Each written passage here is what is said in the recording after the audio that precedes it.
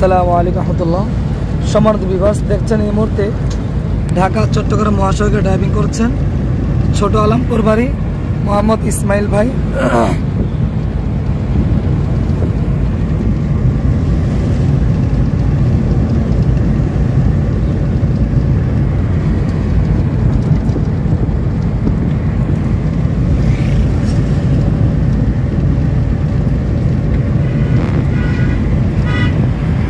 বরাবর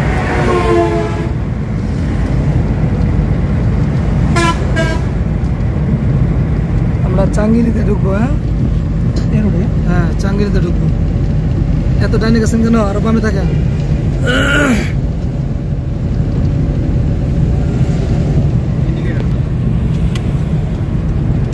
গ্লাস দেখেন আগে গাড়ি আছে কিনা। পিছনে পিছনে গাড়ি আছে কাছাকাছি। কাছাকাছি থাকলে ঢুকবেন না। আবার ঢুকবেন। এই গ্লাস দেখে এই ডান বাম যাইতে হবে। গ্লাস দেখে ইন্ডিকেটার দিয়া, হ্যাঁ ইন্ডিকেটার দেন। কেমন না কেন 2 নম্বর।